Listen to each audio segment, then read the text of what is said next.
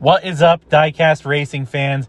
This is the NASCAR Nitro Series on the HSL Diecast Racing channel, and we're here qualifying at the HSL Diecast Racing Series home track, Pocono Raceway.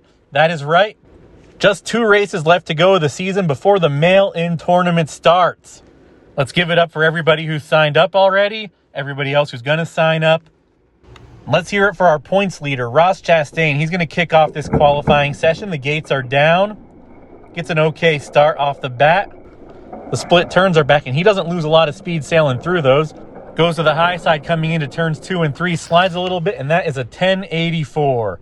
Up next is Sterling Marlin. He made up a lot of ground in the points last week, getting that big clutch win at Talladega, surviving 2 big ones during the main event.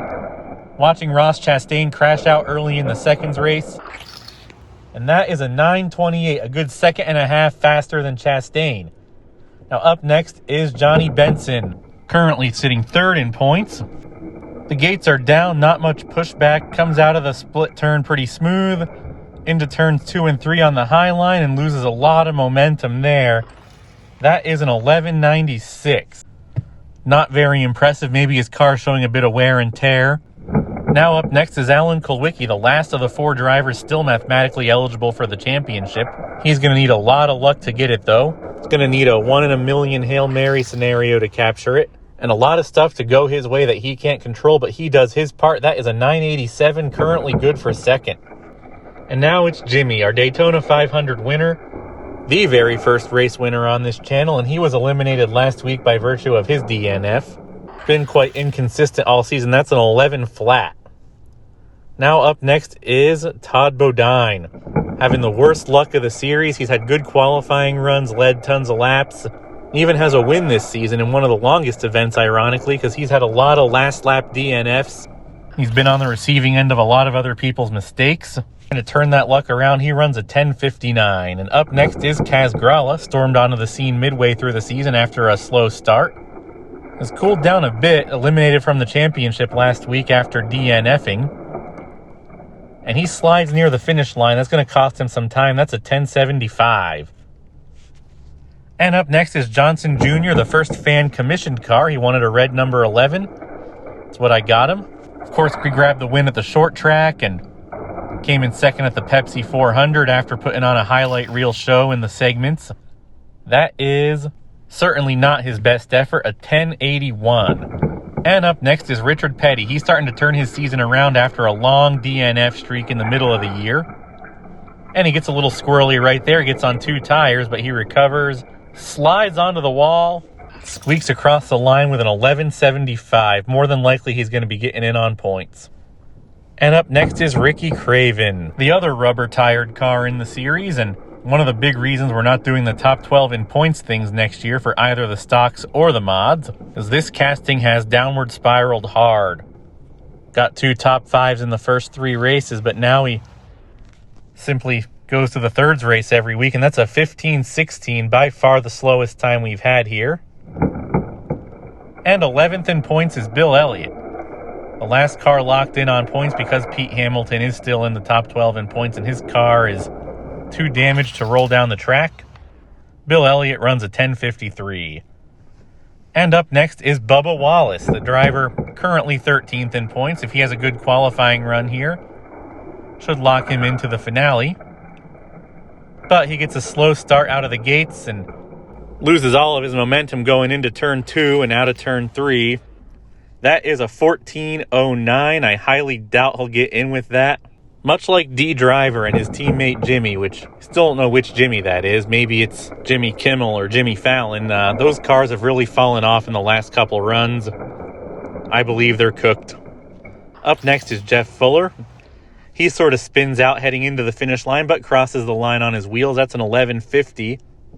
He probably won't get in with that, but we'll see how the rest of the field does. And up next is Rusty Wallace, no relation to Bubba Wallace. The last time we seen this car on the track, he wasn't even the one driving it. And much like Bubba Wallace, this is not going to be good. It's a 1334. He's going to go back to the drawing board, but I don't think we've seen the last of him just yet. Now up next is Martin Truex Jr., who's seeing more track time lately. His car's actually been gaining speed. He's been seeing a lot of front row starts and whatnot. He looks really smooth coming out of the split turns into turns 1 and 2 in the middle of the track. That is a 941.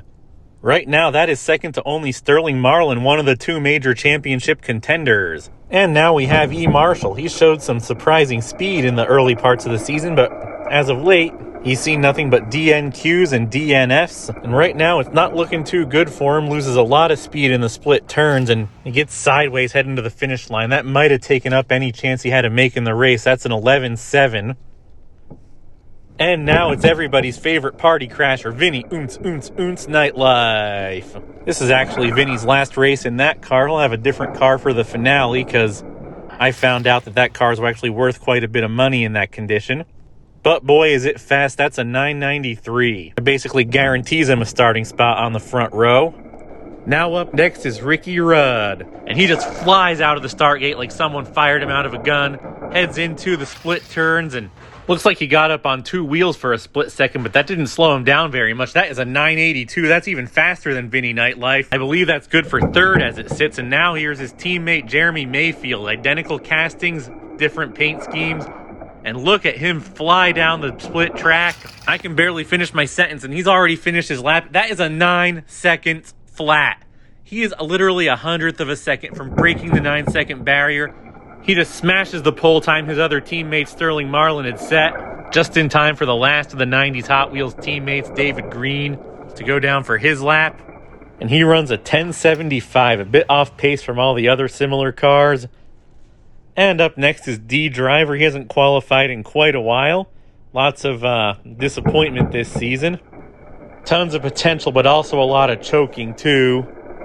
Jimmy's lap time was 11 seconds. Bubba Wallace isn't going to qualify, and it doesn't look like D Driver will as well. He is crawling across the finish line. Doesn't even get his back bumper across. And that's going to be well over 13 seconds, not nearly enough for him to get in.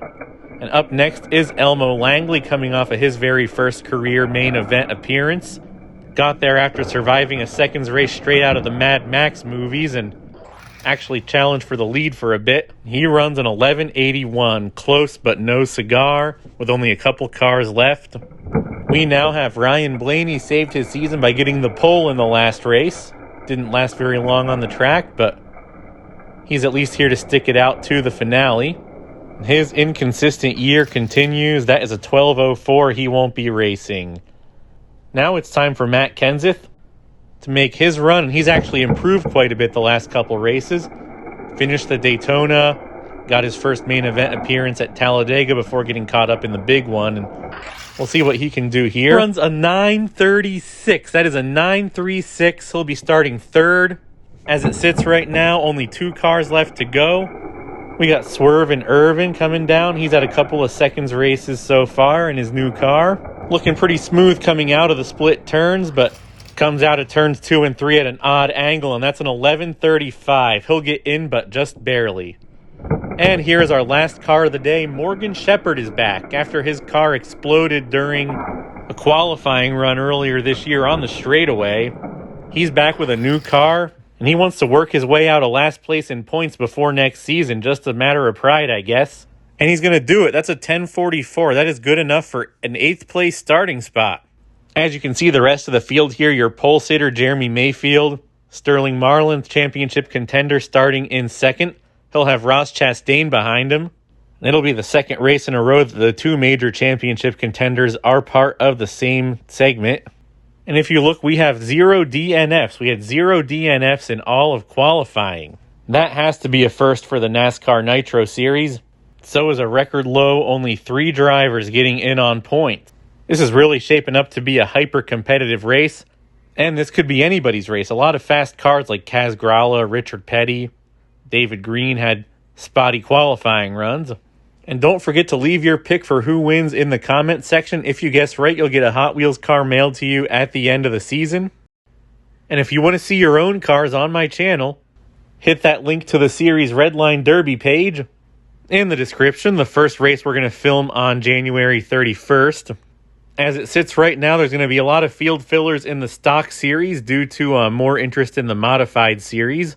So if you enjoy painting Hot Wheels cars or modifying them for speed or both, send them to HSL Diecast, P.O. Box 7, Wind Gap, Pennsylvania. Zip code 18091. If your cars get here after January 31st, we'll still race them, just not in the Daytona 500. Get them here by then, your cars will see a bare minimum of 12 videos, and that is if they DNF in every single qualifying video. Look at all the speed out front. We got the big championship battle localized into one segment. This is going to be one you don't want to miss. We'll see you guys out there on the track.